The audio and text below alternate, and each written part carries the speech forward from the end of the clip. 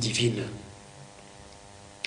Maintenant, aux États-Unis, qui sont les migrants que Donald Trump veut renvoyer chez eux? Le nouveau président américain a fait de la lutte contre l'immigration clandestine l'une de ses priorités. Derrière ces déclarations tonitruantes sur le sujet, que disent les chiffres?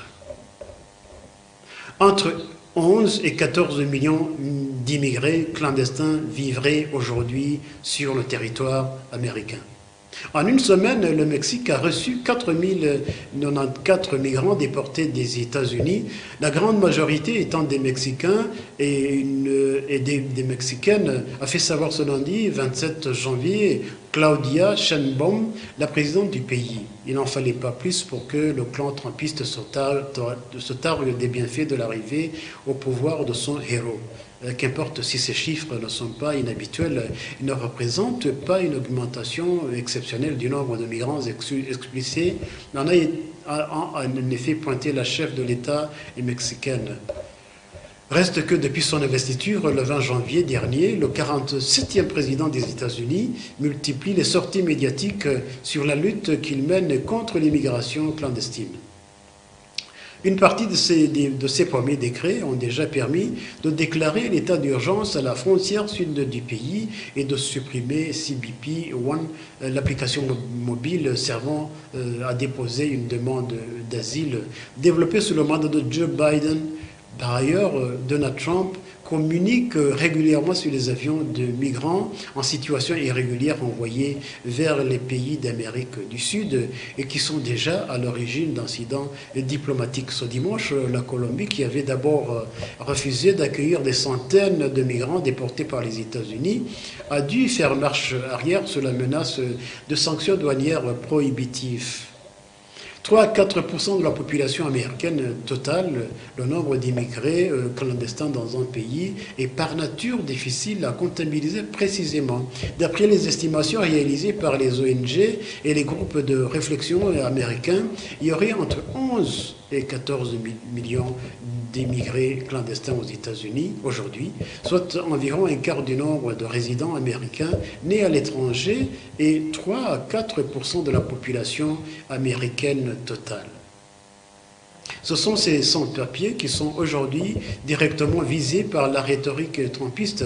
Là encore, difficile de connaître avec précision le pays d'origine de ces immigrés. D'après le chiffre officiel du gouvernement américain, plus de 40% seraient des citoyens mexicains et plus de 65% proviendraient d'un pays d'Amérique centrale. Différents statuts, plus ou moins protecteurs aux États-Unis, on dit des migrants illégaux qui sont sans documents, mais la réalité est bien plus complexe. Aujourd'hui, de nombreux statuts plus ou moins protecteurs coexistent.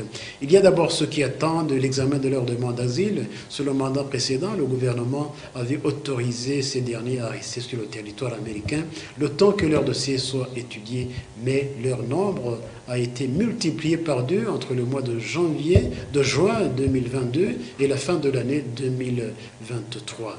D'après le Pew Research Center, un prestigieux centre de recherche américain, 870 000 migrants supplémentaires se seraient ainsi retrouvés coincés dans les méandres de l'administration américaine. À ces migrants en attente, il faut ajouter plus d'1 million de personnes bénéficiant d'un statut de protection temporaire. Ces immigrés peuvent vivre et travailler aux États-Unis parce que le gouvernement américain juge le pays dangereux à cause de la guerre et du désastre naturel.